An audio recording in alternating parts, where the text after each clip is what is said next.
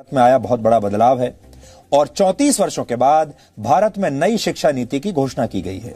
यानी भारत में आज दो बहुत बड़े बदलाव हुए हैं। इसलिए रफाल के बाद अब हम नई शिक्षा नीति की बात करेंगे।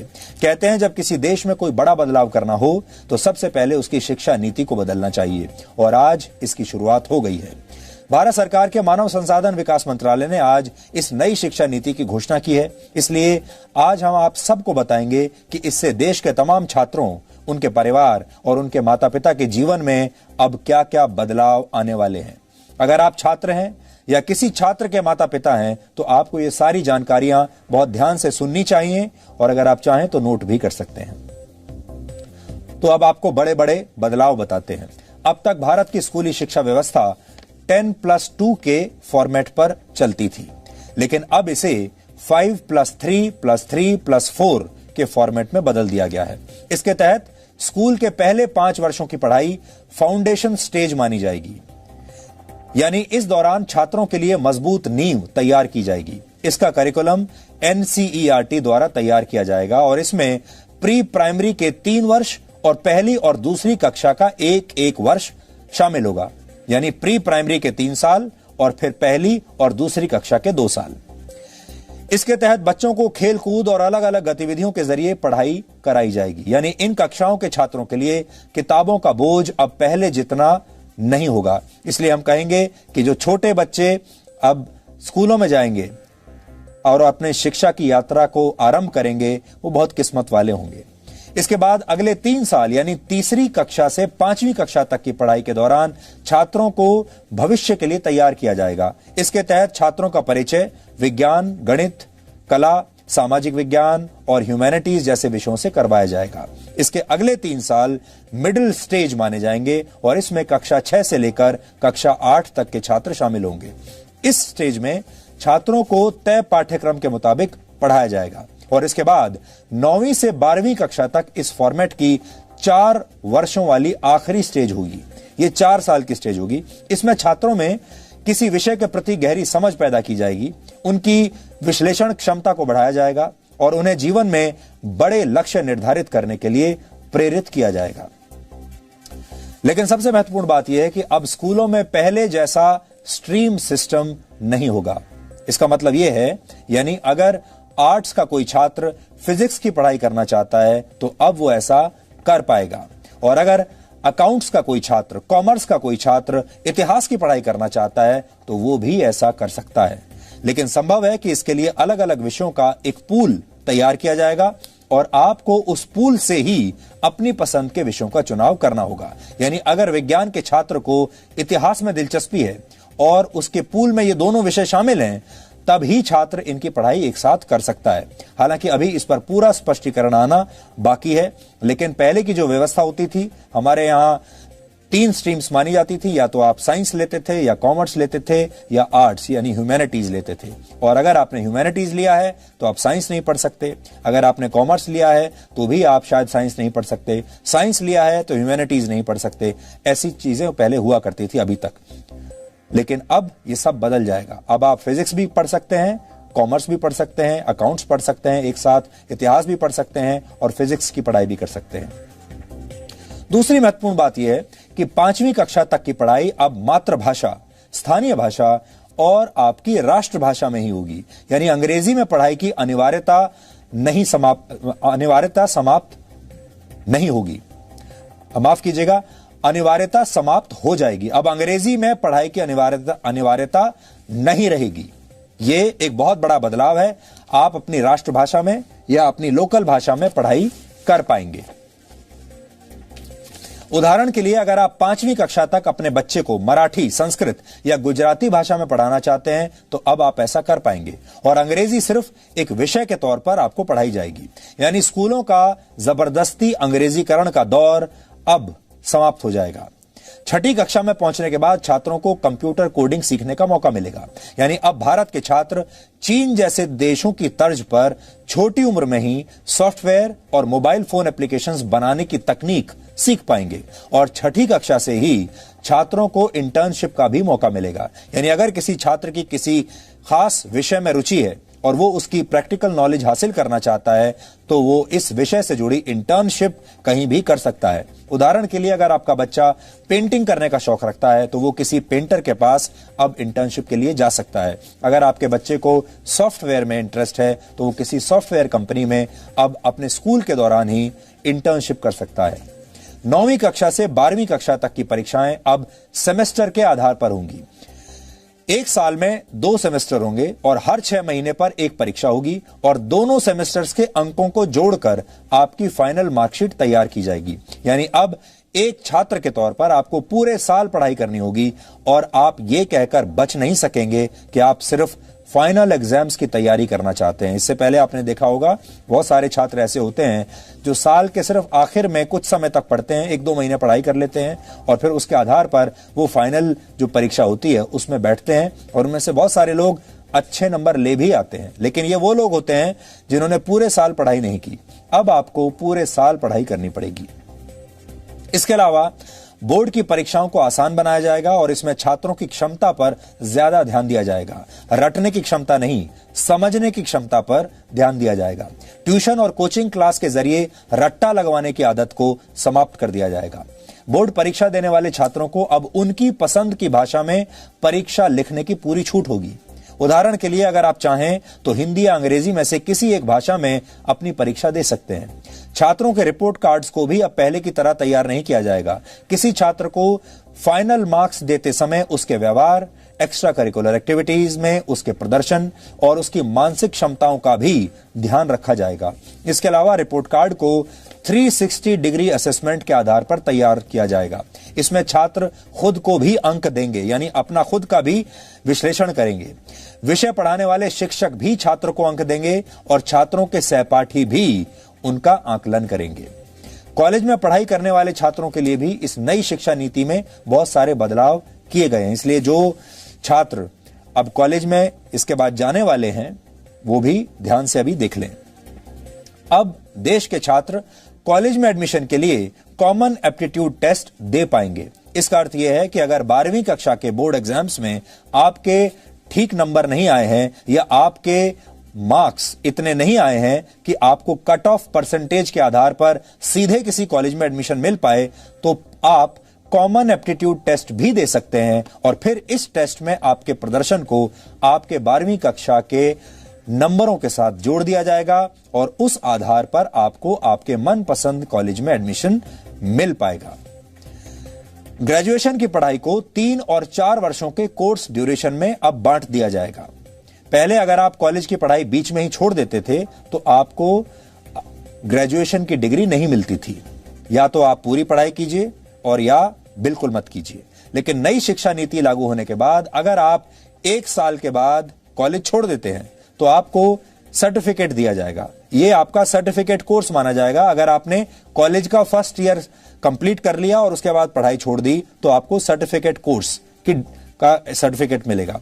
इसी तरह अगर आप सेकेंड ईयर पास करने के बाद 2 साल के बाद पढ़ाई छोड़ देते हैं तो आपको डिप्लोमा दिया जाएगा और अगर आप थर्ड ईयर यानी 3 साल की पढ़ाई पूरी कर लेते हैं तो आपको बैचलर्स डिग्री दी जाएगी और अगर आप 4 साल का कोर्स करके बैचलर्स डिग्री लेना चाहते हैं तो आपको रिसर्च के सर्टिफिकेट के साथ ये डिग्री मिलेगी। इससे उन छात्रों को बहुत फायदा होगा जो कॉलेज के दौरान किसी प्रोजेक्ट पर काम कर चुके हैं। 4 वर्ष के इस कोर्स में स्कूल के छात्रों की तरह कॉलेज के छात्र भी अलग अलग विषयों की पढ़ाई एक साथ कर पाएंगे। इस व्यवस्था को मल्टी एंट्री और मल्टी एग्जिट वाली व्यवस्था कहा जाता है। यानी छात्र जब जिस विषय की पढ़ाई करना चाहेंगे तो वो ऐसा कर सकेंगे और जब वो ये पढ़ाई छोड़ना भी चाहेंगे तो ये काम भी आसानी से कर सकेंगे। इसीलिए इसे मल्टी एंट्री और मल्टी एग्जिट कहा गया है। आप जब चाहे एंट्री ले सकते हैं और एग्जिट भी कर सकते हैं जब चाहें। इसके अलावा एक एकेडमिक बैंक ऑफ क्रेडिट बनाया जाएगा। इसके तहत अगर आप 1 से ज्यादा कोर्स एक साथ करना चाहते हैं तो आप ऐसा कर पाएंगे और जिस कोर्स को आप जहां तक कंप्लीट करेंगे उसके अंक इस क्रेडिट बैंक में जमा हो जाएंगे और फिर जब आप फाइनल डिग्री के लिए कोई कोर्स करेंगे तो उस क्रेडिट को इसमें जोड़ दिया जाएगा। यह पूरी व्यवस्था पूरी तरह से डिजिटल होगी, ऑनलाइन होगी।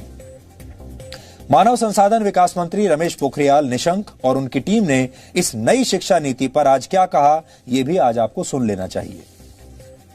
कि पूरी दुनिया में शायद इससे बड़ा परामर्श, विचार विमर्श कभी नहीं हुआ होगा। इतना बड़ा नवाचार ये दुनिया के लिए एक उदाहरण है, जब किसी नीति पर देश के कोने कोने से, अभिभावकों से, छात्रों से, अध्यापकों से, विशेषज्ञों से, शिक्षाविदों से, राजनीतिज्ञों से, जनप्रतिनिधियों से और यहाँ तक कि 1,25,000 ग्राम समितियों से विचार विमर्श किया गया हो। यह बेहद महत्वपूर्ण है क्योंकि 34 साल से शिक्षा नीति में परिवर्तन नहीं हुआ था और इसलिए आज का ये जो परिवर्तन है और जो नई शिक्षा नीति है, मुझे विश्वास है कि पूरा समाज और सभी देशवासी इसका स्वागत करेंगे और दुनिया के शिक्षाविद भी इसको निश्चित रूप से सराहना करेंगे। आज की व्यवस्था में यदि 4 साल इंजीनियरिंग पढ़ने के बाद या 6 सेमेस्टर पढ़ने के बाद किसी कारणवश मैं आगे नहीं पढ़ सकता हूं, तो मेरे पास कोई उपाय नहीं है, मैं आउट ऑफ द सिस्टम हो जाता हूं।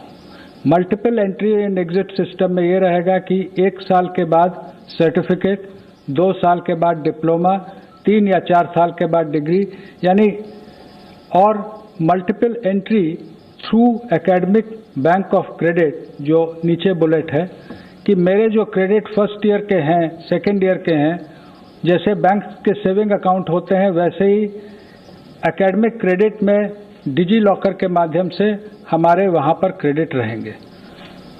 सो that in the third year if I want to take a sabbatical for a year or I want to take a break for any reason, family condition or otherwise for some time, and I return after a fixed period, within a fixed period of which will be prescribed by the new Higher Education Commission. If I come back to the education system, I will not be asked to repeat the first and second year. My credits are already there in the academic credit bank. I will utilize those credits for my further education. आप सब जानते हैं कि अभी 10+2 structure है, जिसमें जो पहले 10 वर्ष हैं उनका एक तरह से फेज वाइज करिकुलम होता है। फिर सडनली जब आप सेकेंडरी में जाते हैं, +2 में जाते हैं, तो सब्जेक्ट जो है स्पेशलाइजेशन होने लगती है। यहाँ पर जो हम सिस्टम लेकर के आए हैं वो 15 वर्ष का जो आप देख रहे हैं 5+3+3+4, उसमें 3 वर्ष तो पूर्व प्राथमिक हैं। उसी तरह जो +4 लिखा है वो 9th to 12th है। इसमें भी जैसा कि सर कह रहे थे, जैसा हायर एजुकेशन में है, कोई स्ट्रीम्स नहीं है, मल्टी डिसिप्लिनरी होगा। अगर बच्चा फिजिक्स के साथ, जैसा सर ने कहा, फैशन स्टडीज लेना चाहे, बेकरी कन्फेक्शनरी कुछ पढ़ना चाहे केमिस्ट्री के साथ, इट विल बी परमिटेड। एक महत्वपूर्ण बात यह भी है कि अब स्कूलों और उच्च शिक्षा संस्थानों में संस्कृत भाषा को भी बढ़ावा दिया जाएगा। संस्कृत के विश्वविद्यालयों में अलग अलग विषयों की पढ़ाई संस्कृत में कराई जाएगी। स्कूल और कॉलेज में भी संस्कृत की पढ़ाई पर जोर दिया जाएगा।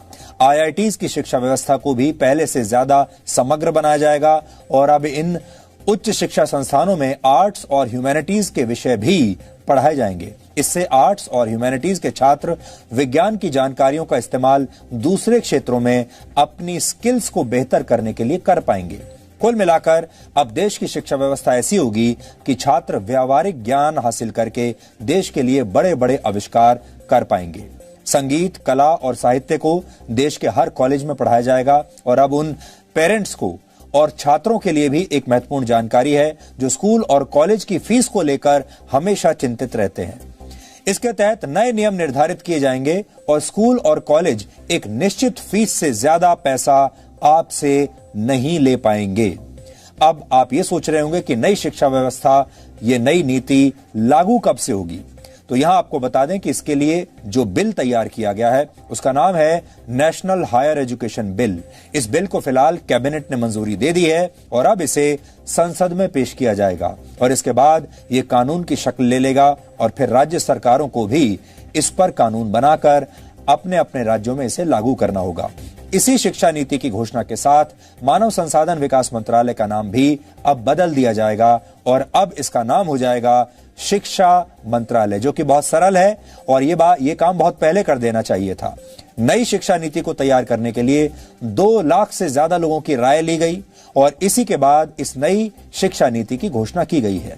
यह शिक्षा नीति वर्ष 2021 और 2022 के एकेडमिक सेशन तक लागू हो जाएगी। यानी आपका जो अगला एकेडमिक सेशन होगा जो 2021 में शुरू होगा वो इस नई शिक्षा नीति के साथ, नए नियमों के साथ लागू होगा। इस नीति की घोषणा आज शाम को ही हुई है, इसलिए हमारी टीम अब भी इसका विश्लेषण कर रही है क्योंकि ये जो पूरी शिक्षा नीति है इसे पढ़ने में अभी और बहुत समय लगेगा।